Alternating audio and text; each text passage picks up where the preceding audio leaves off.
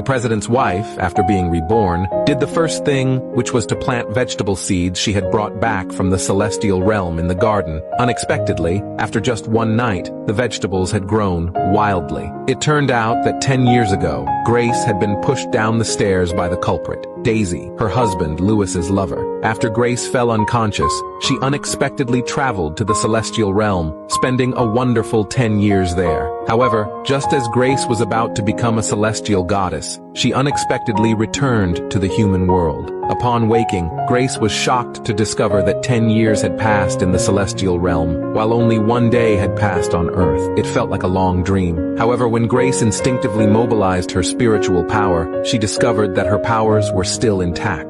Grace was extremely delighted, but soon, she could no longer smile, because Grace's son came in. He was a naughty child, who looked down on his mother and liked his father's lover, Daisy. He spoke harshly to Grace. Grace, angered, scolded him. The son was frightened to tears. Louis arrived and directly blamed Grace. Looking at this father and son, she thought they were both equally annoying, so she kicked them both out. Louis saw his wife acting unusually but didn't care. Instead, he brought Daisy into the house. Facing such provocation, Grace no longer remained silent. She immediately asked her husband for a divorce.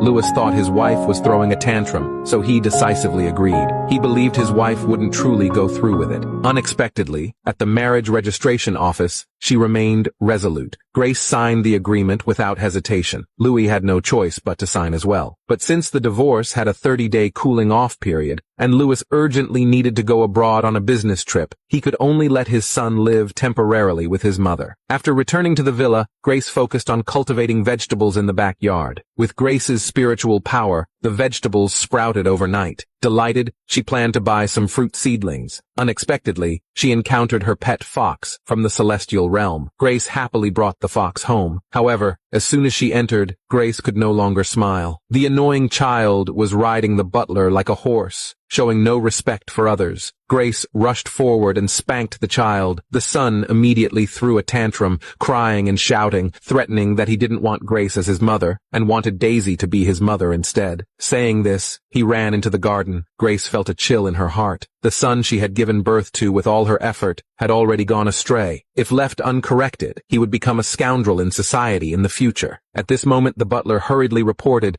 that the son was destroying Grace's vegetables. Grace was furious. She commanded the fox to scare the son. Sure enough, the son was scared and sat on the ground, crying. At first, he threatened and shouted at Grace. Grace remained unmoved. The clever child then started crying and apologizing. Grace immediately saw through his act. She sternly told him she did not accept his apology. She continued to let the fox chase the son. The son ran while pleading for help. Unfortunately, the butler and maid dared not disobey their mistress's orders. Half an hour later, the son finally sincerely apologized. Grace did not let him off. Instead, she demanded that he replant all the vegetables and have the fox supervise. She deliberately scared the son, telling him that if he didn't work properly, the fox would eat him. Sure enough, the son trembled in fear and quickly started planting the vegetables seriously. Soon, a week passed. The son had become good friends with the fox. Grace's vegetables had also matured, but the son didn't want to eat cherry tomatoes, so Grace made tomato scrambled eggs. These vegetables contained the spiritual power from the celestial realm, making them especially fragrant. Even the picky son peeked in secretly.